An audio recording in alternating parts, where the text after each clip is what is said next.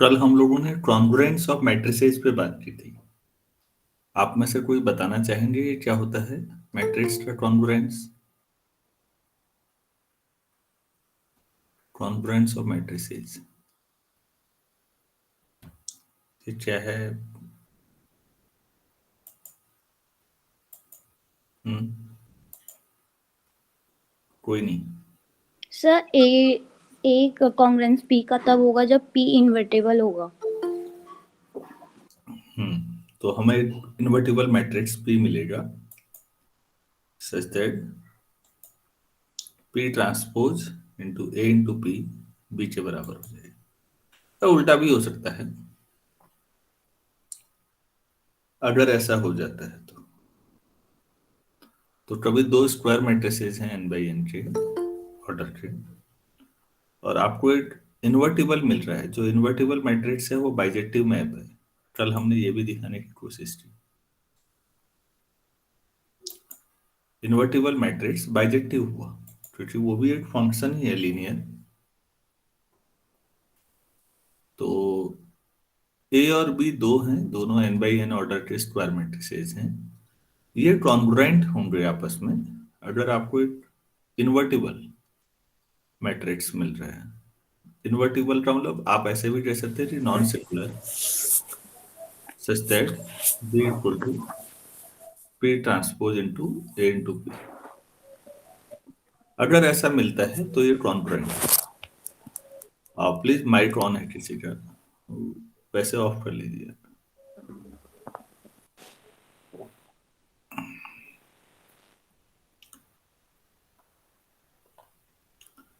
क्या ये सिमिलरिटी जो हमने पढ़ी थी उससे वैसा ही नहीं लगता? किरण गौर आपका माइक ऑन है। अच्छा, माइक ऑन करने में दिक्कत नहीं है बच्चों जब आंसर दें, वरना वो इको करने लगता है, सभी को परेशानी होती है, इसीलिए कहा है। तो फिर उसके बाद हमने कल बात की थी कि ये कॉन्ग्रुएंस जो है इक्विवेलेंस रिलेशन है। तो आप लोगों को इक्विवेलेंस वाला समझ में आ गया था, कराना है या आगे बढ़े? क्या सर? इक्विवेलेंस रिलेशन होता है ये मालूम होना चाहिए बस। ठीक है, यूज हम कम ही करते हैं यहाँ पर, लेकिन इक्विवेलेंस से तो पार्टीशन होगी बेसिकली। इक्विवेलेंस क्लासेस बनेंगी, जो असली यूज है वो यही है कि जितने मैट्रिसेज आपस में एक दूसरे के कॉन्ग्रुएंट होंगे वो सब एक क्लास में होंगे। उस क्लास से बाहर कोई दूसरा मैट्रिक्स उठाइए तो उसके साथ जितने कॉन्ग्रुएंट होंगे दुनिया में वो सब दूसरी क्लास में होंगे एंड सो ऑन। इस तरह से कहानी चलती है। अगर कोई मैट्रिक्स है आपके पास और वो किसी सिमेट्रिक मैट्रिक्स के कॉन्ग्रुएंट है तो वो खुद भी सिमेट्रिक ही होगा। ऐसा नहीं हो सकता कि मैट्रिक्स सिमेट्रिक ना हो और वो किसी सिमेट्रिक मैट्रिक्स के कॉन्ग्रुएंट हो। अब मैं कह तो रहा हूं लेकिन इसका तो प्रूफ होना चाहिए, ये तो खाली कही गई बात हो गई है। तो हम इसको प्रूफ करते हैं कि कोई भी, मैं रिपीट कर रहा हूं क्या कर रहा हूं, अगर आपने कोई मैट्रिक्स लिया और बाय चांस ए कोई मैट्रिक्स आपने लिया और आपको एक बी मैट्रिक्स मिला जो ए के साथ कॉन्ग्रुएंट है, ठीक, और जो आपको बी मिला वो सिमेट्रिक भी है, तो फिर ये गारंटी है कि ए भी सिमेट्रिक ही रहा होगा। ऐसा नहीं हो सकता कि एक नॉन सिमेट्रिक मैट्रिक्स किसी सिमेट्रिक मैट्रिक्स के कॉन्ग्रुएंट हो। तो फिर अब जब मैं कह रहा हूं तो प्रूफ कैसे करें इस बात को देखिएगा। तो हम इसको थ्योरम के तौर पर यूज कर रहे हैं। Every matrix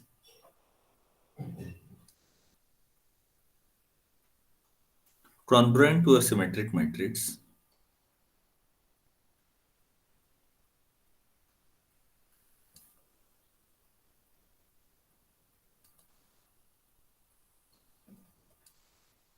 is a symmetric matrix.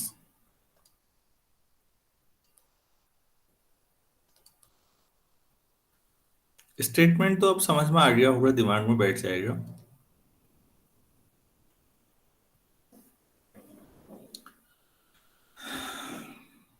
ठीक है, तो मैं मान लेता हूं कि कोई मैट्रिक्स ए है, लेट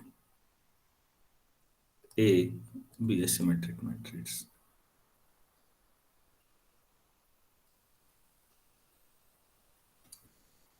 ठीक हो गया. Suppose B is congruent to A. तो बच्चों इसका मतलब क्या हुआ?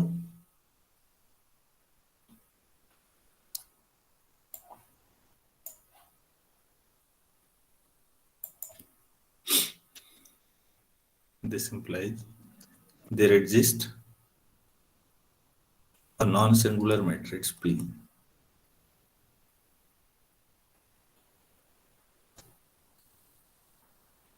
such that B equal to P transpose AP. ठीक है. अब हमारा क्लेम क्या होना चाहिए? क्या प्रूव करना हुआ हमने?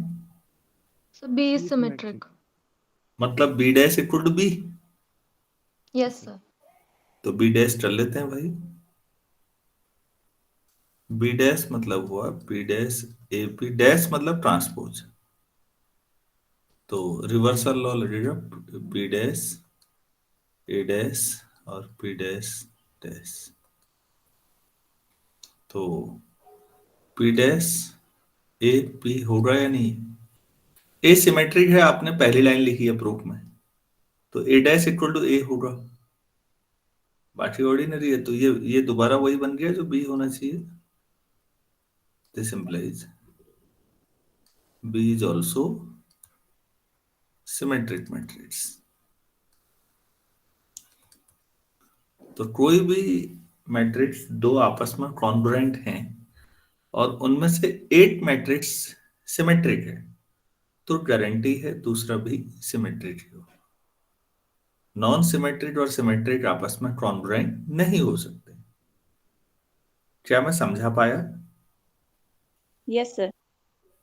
चलिए ठीक है. अब बच्चों एक न्यूमेरिकल करने के लिए जो जरूरी चीजें हैं उस पर बात करते हैं. कॉन्ग्रुएंस ट्रांसफॉर्मेशन क्या होते हैं किसी स्क्वायर मैट्रिक्स के? तो मैं हेडिंग डाल दूं पहले. Congruence transformations.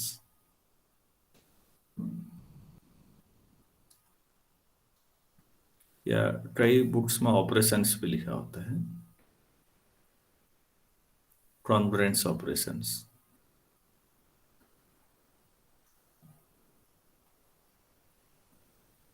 On a square matrix.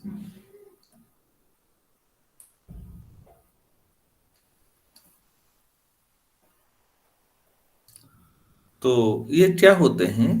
हम तीन ऑपरेशन हैं ये. काफी हद तक ये एलिमेंट्री ऑपरेशन हमने पढ़े थे रैंक वाले चैप्टर में. एलिमेंट्री ट्रांसफॉर्मेशंस पढ़े थे और एलिमेंट्री मैट्रिसेस भी पढ़े थे.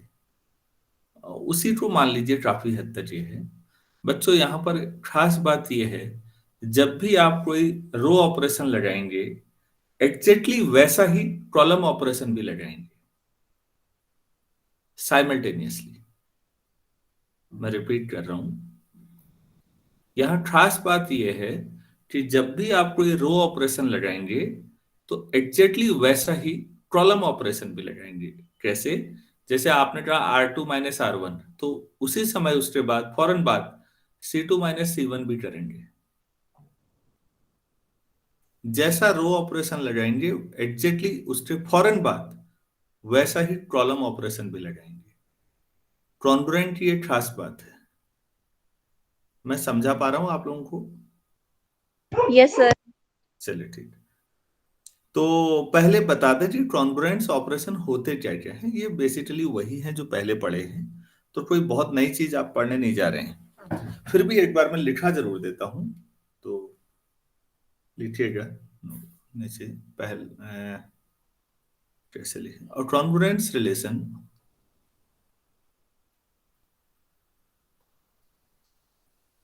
सॉरी रिलेशन नहीं, ऑपरेशन. ऑपरेशन या transformation of a square matrix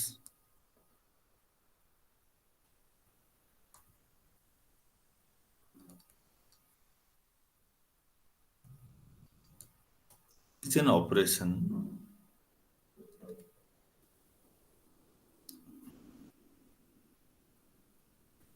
operation of any one of operation of any one of the following three types, ऐसे कर देते हैं, following three types। तो तीन तरह के कॉन्ग्रुएंट्स हैं। एलिमेंट्री ट्रांसफॉर्मेशन भी तीन ही तरह के होते हैं, मालूम होगा आपको। अरे भाई, रैंक वाले चैप्टर में पढ़ा था। Yes, sir. तो यहाँ भी वही है, बस यहाँ और वहां में माइनर सा डिफरेंस ये है कि अगर आपने आर आई और आर जे इंटरचेंज कर दिए माना, तो फिर आप उसी समय फॉलोड बाई सी आई, जो स्क्वायर मैट्रिक्स के लिए होता है, तो उसी समय आपको सी आई और सी जे को भी इंटरचेंज करना पड़ेगा उसी जैसा। ठीक। दूसरा, सब वही हैं जो एलिमेंट्री ट्रांसफॉर्मेशन है। वहां पर हम या तो केवल रो के लिए बात करते थे या कॉलम के लिए बात करते थे। अगर आपने कहा कि जो आर आई है उसको किसी लैम्डा टाइम्स आर आई से रिप्लेस करना है, अगर आपने ऐसा किया है, तो फिर फॉलोड बाई क्या होना चाहिए, आप ही बताइएगा। C I replaced by lambda times C. Lambda जो है वो जीरो नहीं होगा और फील्ड का एलिमेंट होगा, नॉन जीरो एलिमेंट। जीरो से मल्टीप्लाई करके क्या मिलेगा, तो आप जीरो जीरो रिप्लेस कर देंगे, तो ये होगा। ऐसे ही तीसरा सोचिए, फिर एलिमेंट्री ट्रांसफॉर्मेशन जो आपने पढ़े हैं बच्चों, वो जितने बोरिंग हो वो बहुत जरूरी चीज है। कभी फ्यूचर में समझ में आएगा आपको कि ये कितनी जरूरी चीजें हैं रिसर्च पॉइंट ऑफ व्यू से। अगर कभी ऐसा हो जाए आर आई को are I plus lambda times R J से रिप्लेस करें, तो बिल्कुल ऐसे ही होगा, फॉलोड बाई सी आई को आप रिप्लेस करें सी आई प्लस लैम्डा टाइम्स सी जी, तो लैम्डा फील्ड है कोई एलिमेंट है। तो इन तीन ऑपरेशंस को हम लोग कहते हैं कॉन्ग्रुएंट ऑपरेशन। कुछ ऐसा है नहीं, वही तीन है, उन्हीं को बस फौरन रो लगाइए, फिर कॉलम लगाइए, रो लगाइए, कॉलम लगाइए। तो हर एक कॉन्ग्रुएंट ट्रांसफॉर्मेशन बेसिकली एक पेयर है, जिसमें एक आपका एलिमेंट्री रो ट्रांसफॉर्मेशन है और उसके बाद एलिमेंट्री कॉलम ट्रांसफॉर्मेशन है। बस इतना ही बेसिक चीज है इसमें।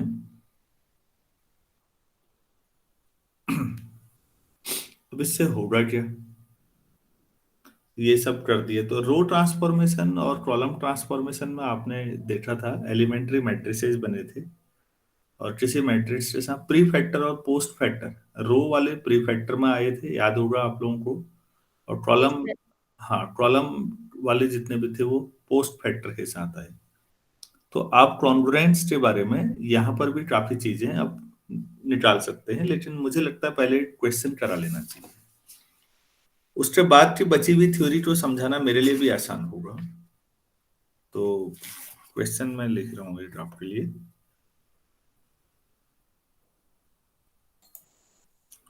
Find a non singular matrix P। Find a non singular matrix P such that P dash AP is a diagonal matrix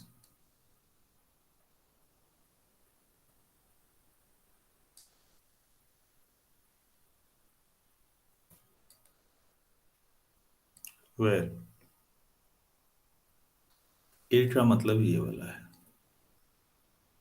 six minus two to, ये पहला एलिमेंट सिक्स है, -2 2, -2 3 -1 2 -1 -3।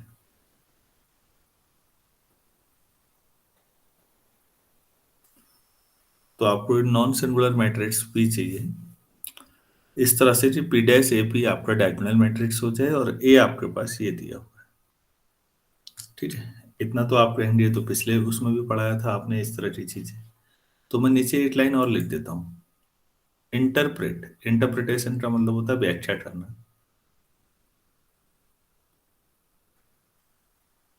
Interpret the result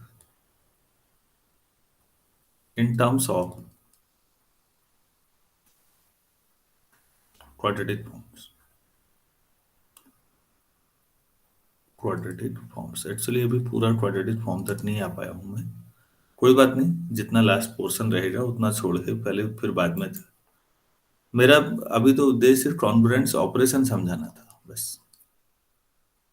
तो आसान काम है बच्चों।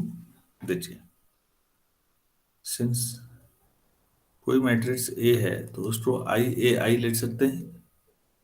आई यूनिट मैट्रिक्स है उसी ऑर्डर का।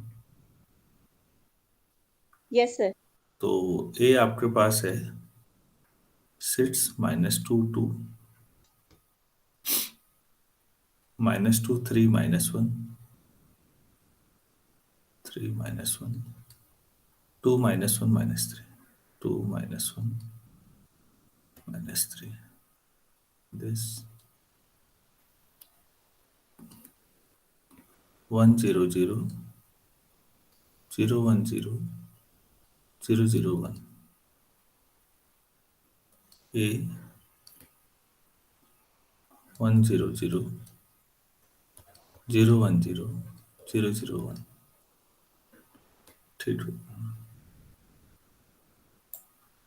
अब मुझे कॉन्ग्रुएंट ऑपरेशंस लगाने हैं, मतलब रो और कॉलम एलिमेंट्री वही लगाने हुए। तो बच्चों, रो अगर मैं रो ट्रांसफॉर्मेशन लेफ्ट साइड में करूंगा तो राइट साइड में किस वाले मैट्रिक्स में करूं वो वाला काम? ए के लेफ्ट वाले में, राइट वाले में? सर लेफ्ट वाले में। और जब लेफ्ट साइड में मैं कॉलम ट्रांसफॉर्मेशन लगाऊंगा तो वो ए के राइट वाले मैट्रिक्स में लगाऊंगा कॉलम पोस्ट फैक्टर में। Yes sir. Yes sir. सभी लोग सहमत होंगे ना? बस देखो, आपका उतना पड़ा हुआ काम आ जाना है, बाकी कुछ नया नहीं है बच्चों। तो हम लोगों की जो एशलन फॉर्म के लिए मैंने आपसे बताया था कि जो पहला एलिमेंट 6 है तो उसके नीचे के दोनों जीरो बनाने हैं। Yes sir. ठीक है ना? तो जीरो कैसे बनाएंगे देखिएगा।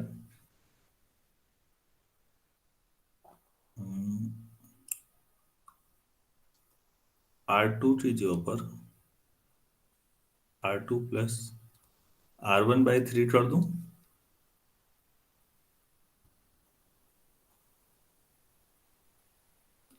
तो फिर उसी समय आपको इससे फौरन बात क्या लगाना चाहिए, C2 की जगह पर C2 प्लस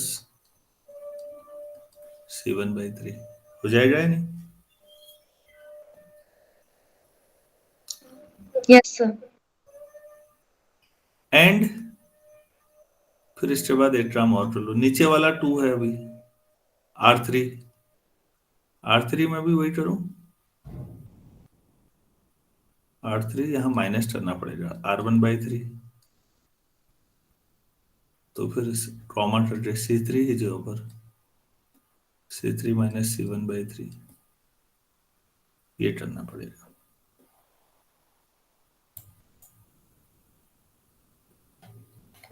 चलिए देखते हैं अब क्या आएगा इधर।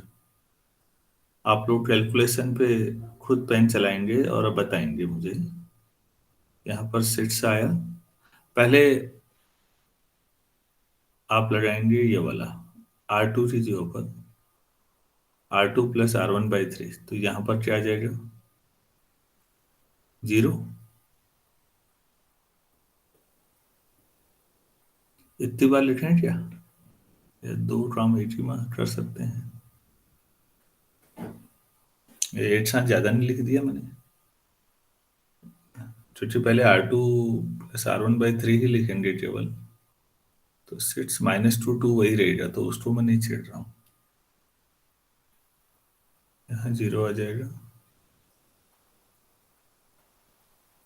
4 ऑपरेशन लिख तो दिए बच्चों, मेरी परेशानी समझ रहे हैं आप लोग क्या करना है?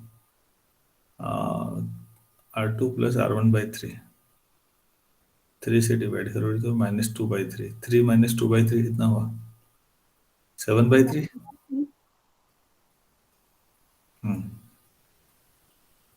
यहाँ 2/3 -1 + 2/3 -1/3। Yes, sir.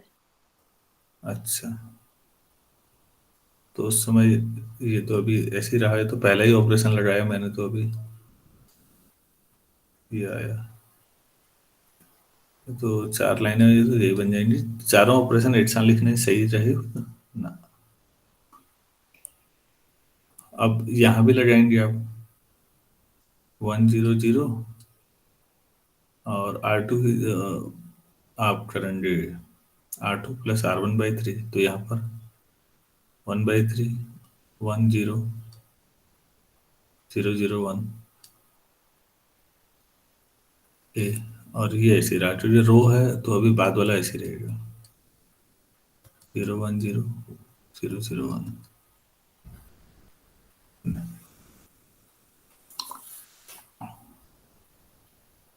अब कॉलम ऑपरेशन लगाइए।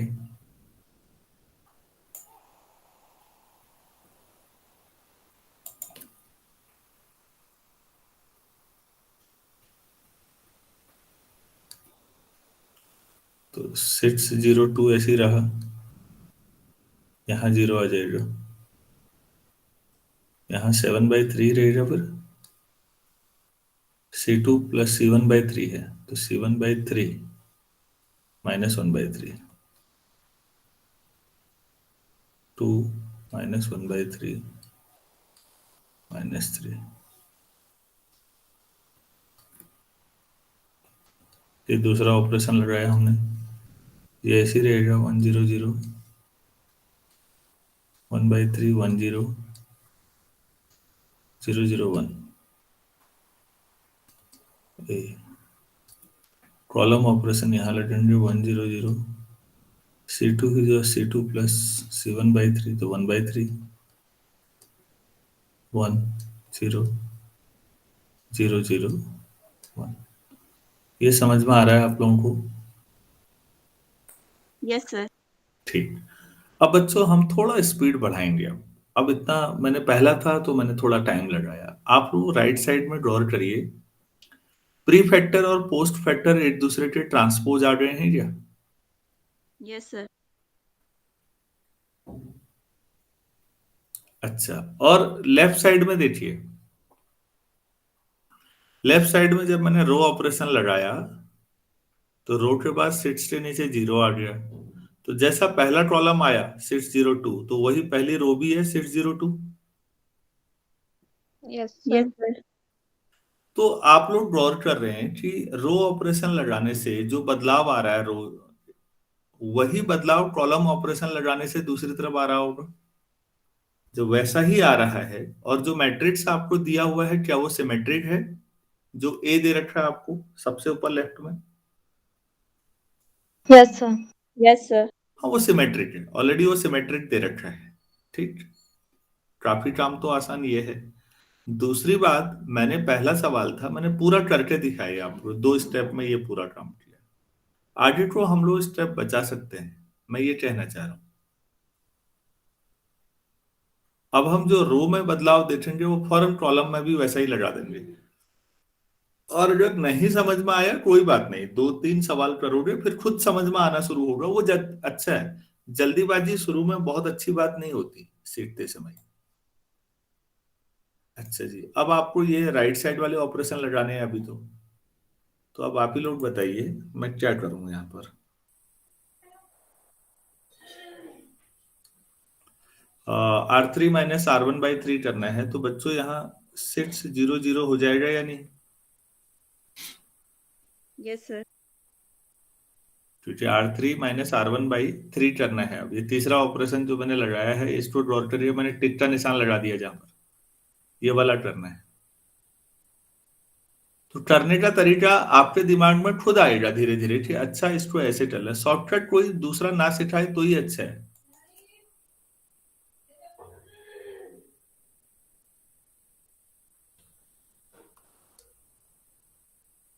तो जो आप वहां करेंगे वो यहां भी होगा। तो 1/3 तो ठीक है। R3 माइनस R1/3, 0 माइनस 1/3, तो -1/3 आ जाएगा यहाँ पर।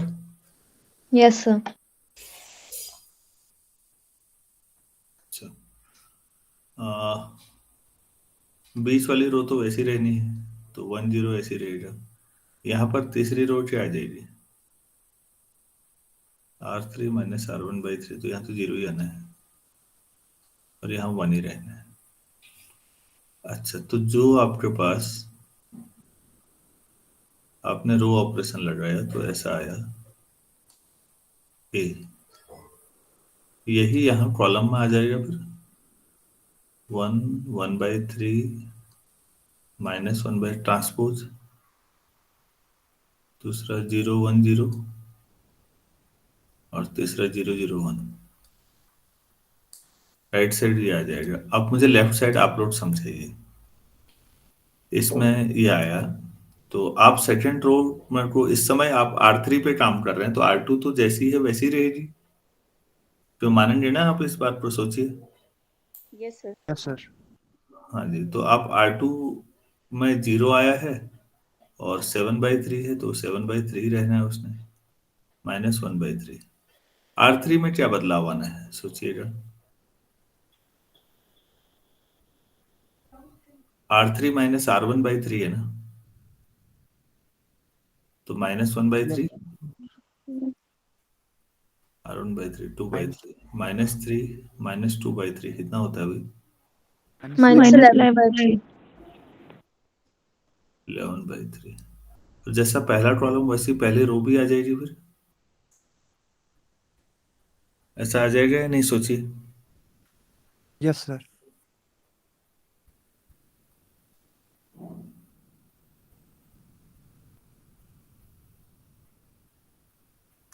कोई मिस्टेक तो नहीं हो रही है इसमें कहीं? मतलब शॉर्टकट के चक्कर में मैंने 2 स्टेप एक ही में निपटाए इस बार। ठीक है सर. वाह। No, sir.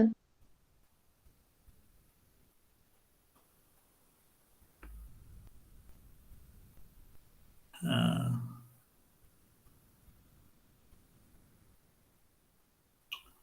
यस ठीक है sir.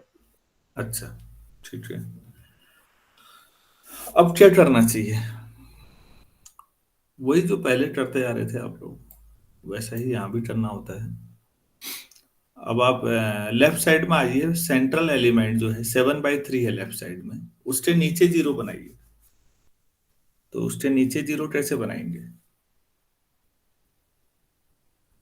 Sir, R3 plus 7 R2. R3 को रिप्लेस करेंगे R3 प्लस 1/7 R2।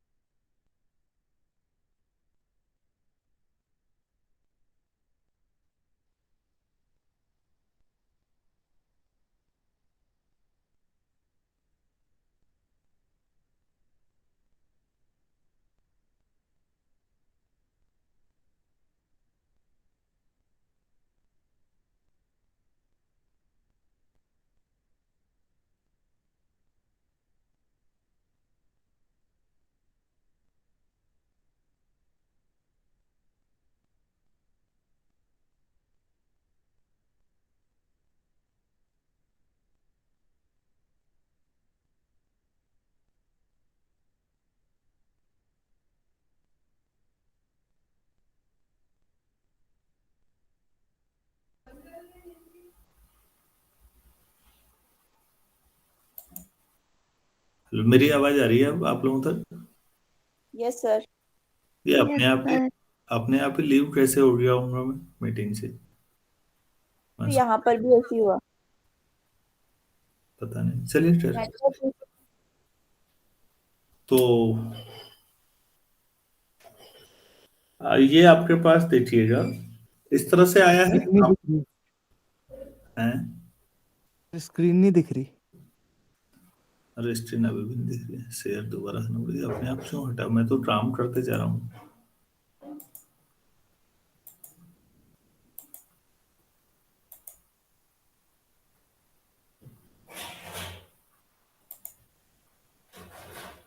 अब दिख रहा है? Yes sir. अच्छा, आप लोगों का भी ऐसा ही कुछ आया है?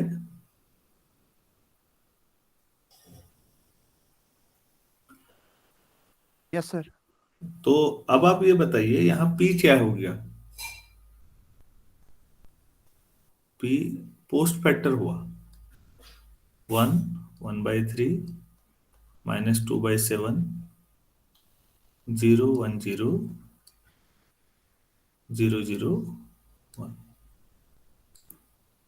सच दैट आपके पास जो मैट्रिक्स था ये 6 0 0 0 7/3 0 0 0 -78/21,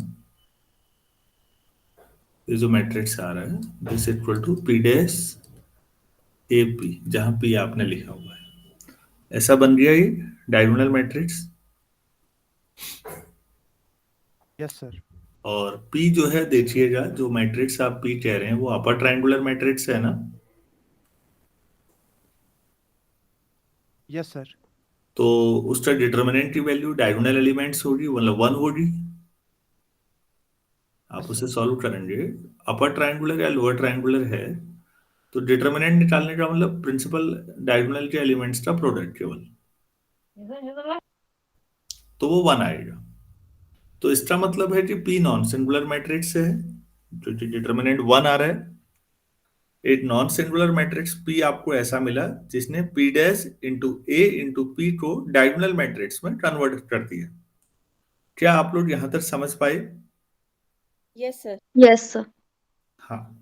तो अभी मेरा जो उद्देश्य था वो पूरा हो चुका है, अभी आधा पार्ट। मैंने आपसे कहा था शुरू में, जो क्वेश्चन था मैं उस पर जा रहा हूं दोबारा। क्वेश्चन देखिएगा क्या था। Find a non singular matrix P such that P dash in AP is a diagonal matrix where A is this। ये हो चुका है।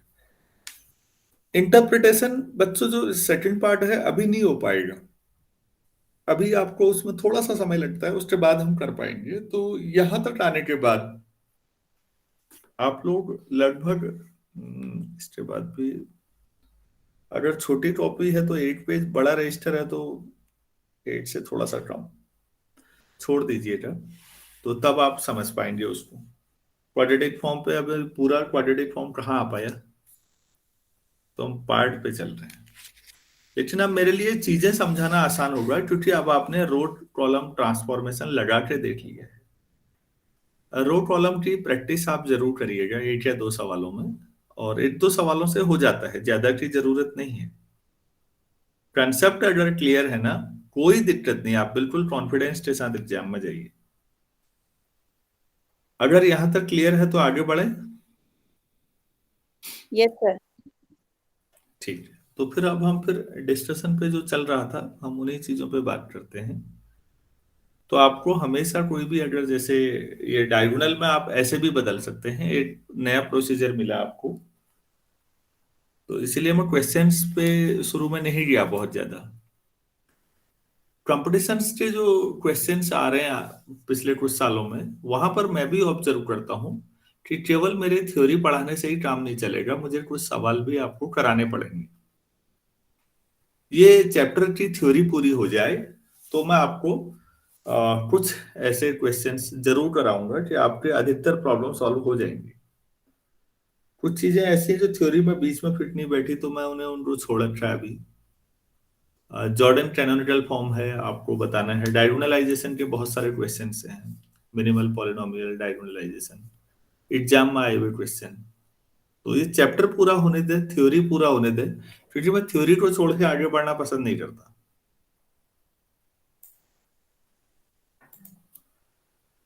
तो अब हम लोग नया हेडिंग डाल रहे हैं, congruence of quadratic forms.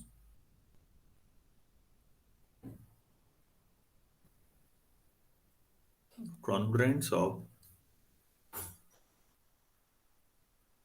Quadratic forms.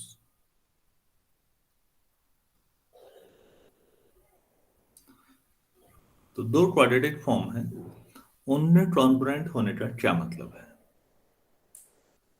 मैं दो क्वाड्रेटिक फॉर्म पहले लेके देखता हूं और उनकी कॉन्ग्रुएंस के बारे में आपको समझाता हूं। सपोज मान लेते हैं to quadratic forms,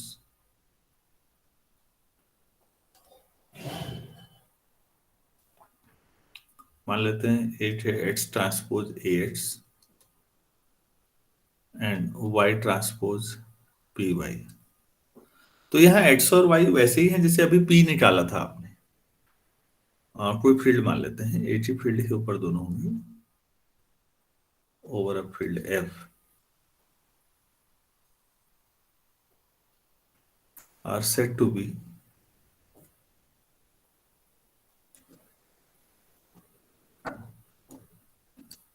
congruent.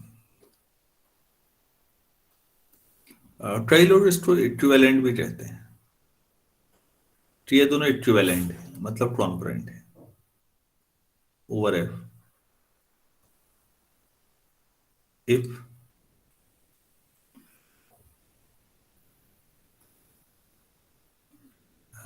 A and B are congruent.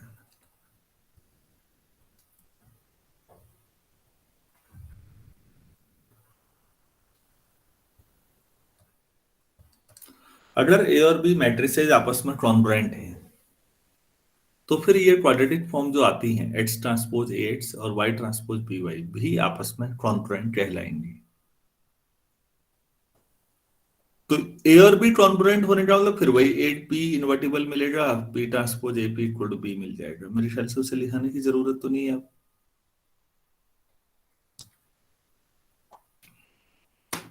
Hello, yes sir. अच्छा। अब इसके बाद ये देखिए, मैट्रिसेस का जो कॉन्ग्रुएंस रिलेशन है वो इक्विवेलेंस रिलेशन होता है। Yes sir. आप यहां कह रहे हैं कि क्वाड्रेटिक फॉर्म भी कॉन्ग्रुएंट है। ये दोनों क्वाड्रेटिक फॉर्म ए और बी की वजह से बनी है और ए और बी आपस में कॉन्ग्रुएंट है, और कॉन्ग्रुएंस का रिलेशन इक्विवेलेंस रिलेशन है। तो इसका मतलब है जो कॉन्ग्रुएंस ऑफ क्वाड्रेटिक फॉर्म है वो भी एक इक्विवेलेंस रिलेशन होगा। मैं रिपीट कर रहा हूं, ध्यान से सुनिएगा। कॉन्ग्रुएंस जो मैट्रिसेज में है वो इक्विवेलेंस रिलेशन है। उन्हीं मैट्रिसेज से आपने दो क्वाड्रेटिक फॉर्म बनाई जो आपस में कॉन्ग्रुएंट है। तो इसका मतलब कॉन्ग्रुएंस ऑफ क्वाड्रेटिक फॉर्म भी इक्विवेलेंस रिलेशन है होगा। ये पॉइंट काफी अच्छा है, मैं इसको लिख दे रहा हूं। Since congruence of matrices is an equivalence relation.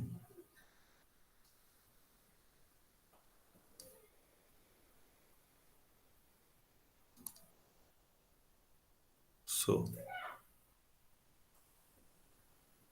congruence of quadratic forms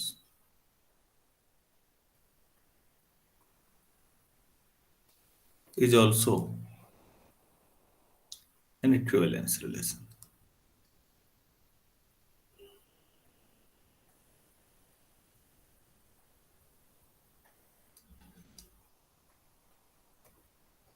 तो ये भी इक्विवेलेंस रिलेशन होगा। तो मेरे ख्याल से इतना समझ में आ गया होगा, इसमें ऐसा कुछ है नहीं।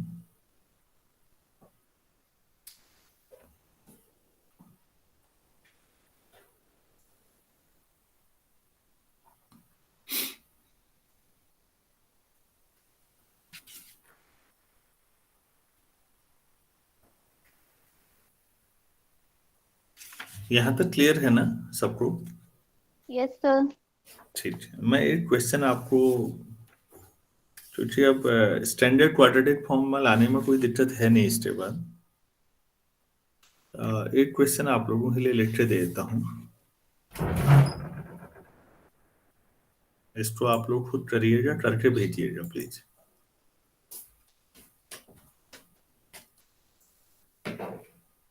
Determine a non-singular matrix P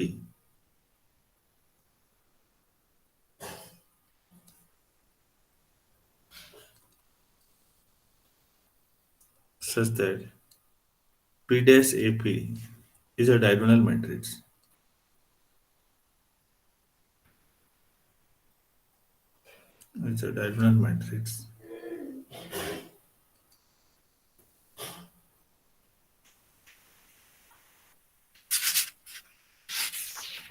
where A equal to 0, 1, 2, 1, 0, 3, 2, 3, 0। ये है आपके पास। तो इसके लिए P निकालेंगे आप, क्योंकि इसके बाद मैं ये सारी चीजें इसलिए कह रहा हूँ बच्चों, हमें जो असली काम करना है मैं थोड़ा सा उसके बारे में बताऊं कि करना क्या है।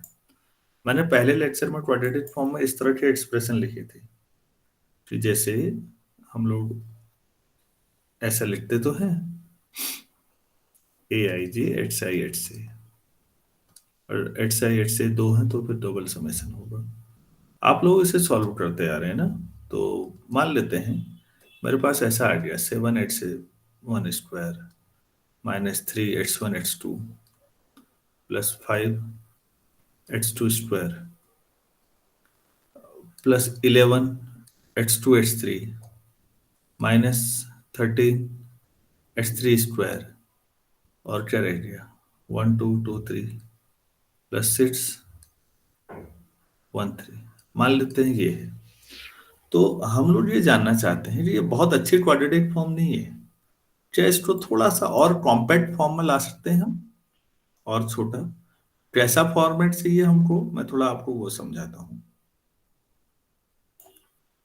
मैं चाह रहा था कि कोई ऐसा हो, माना नया फॉर्मेट में मैं y1 y2 y3 में बदल दूं, तो कुछ λ1 y1 स्क्वायर, λ2 y2 स्क्वायर और λ3 y3 स्क्वायर, केवल इन्हें स्क्वायर में आ जाए, बाकी टर्म गायब हो जाए। तो आखिर कौन सा ट्रांसफॉर्मेशन लें कि ऊपर वाला एक्सप्रेशन नीचे वाले में बदल जाए? तो इसको बदलने के लिए बच्चों हम 90% काम कर चुके हैं। अभी जो पिछला एग्जांपल हमने किया न्यूमेरिकल, उसमें 90% कुछ रहा नहीं है, क्योंकि पिछले सवाल में मैंने इंटरप्रेट लिखा था लास्ट में, याद आ रहा है? Yes sir. हाँ, और जो जगह भी आपसे कहा था कॉपी में जगह छोड़ दीजिए, वो इसी के लिए छुड़वाई है, ताकि हम इस तरह की जो ऊपर वाली ये क्वाड्रेटिक फॉर्म हमारी है, ये वाली क्वाड्रेटिक फॉर्म है, उसको हम इस फॉर्म में बदल दें। और यहां पर फायदा यह है कि हर एक का खाली स्क्वायर है, बाकी सब गायब है। तो आखिर ये कैसे करें? तो उसको करने की दिशा में जो जो करना होता वो ऑलमोस्ट हम कर चुके हैं। थोड़ा सा ये रहा है, लेकिन इसके लिए मुझे एक थ्योरम चाहिए। अब अभी समय हो नहीं रहा कि ये थ्योरम पूरी बता सकूं, तो इसको हम कल करते हैं। तो अब ये कल का लिए टारगेट तय हो गया कि हमें क्या करना है। हमें इस तरह की जो क्वाड्रेटिक फॉर्म ढीली ढाली है ऊपर वाली, उसको स्टैंडर्ड वे में ऐसे में ले आना है जिसमें हर एक का स्क्वायर हो बस।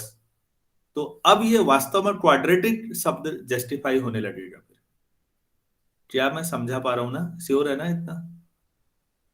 Yes sir. क्वाड्रेटिक का ये मीनिंग था कि यहाँ पर हर एक एक्सप्रेशन को हम इस फॉर्म में लाएं, स्क्वायर फॉर्म में, जैसे तैसे मिला के पावर 2 वाला कंसेप्ट हटा दें। तो ये आपको डायगोनलाइजेशन और बाकी चीजों में भी मदद करेगा डायरेक्टली, और आइगन वैल्यूज के बारे में भी डायरेक्ट बता देगा। अब असली क्वाड्रेटिक यहां से शुरू होना है। चलिए अभी इतना ही करते हैं। किसी को कुछ और जानना या पूछना है तो बोलिएगा प्लीज। सर ये सिर्फ सिमेट्रिक मैट्रिसेस के लिए होता है? अभी तो हमने हाँ सिमेट्रिक में ही हम कर पा रहे हैं, क्योंकि क्वाड्रेटिक फॉर्म जब हमने दी थी तो हमने उसको सिमेट्रिक में कन्वर्ट किया था, अगर आपको याद हो तो। Yes sir. हम उसको एक सिमेट्रिक में बना सकते हैं ना, कोई भी क्वाड्रेटिक को। Yes sir. तो यस सर। हाँ, उससे सिमेट्रिक मैट्रिक्स ला सकते हैं और फिर सिमेट्रिक मैट्रिक्स का डायगोनल फॉर्म में लाके स्टैंडर्ड क्वाड्रेटिक बना देंगे, झंझट खत्म। यही सवाल आना भी है एग्जाम में, जो नेशनल लेवल के हमारी परीक्षाएं हैं उनमें आना इसी तरह का है। या तो ये आएगा या पॉजिटिव डेफिनेट नेगेटिव डेफिनेट क्या होता है ये आएगा बस। असली खेल आइगन वैल्यूज का है बच्चों। चलिए अभी इतना ही करते हैं, फिर 8:30 बजे नंबर 3।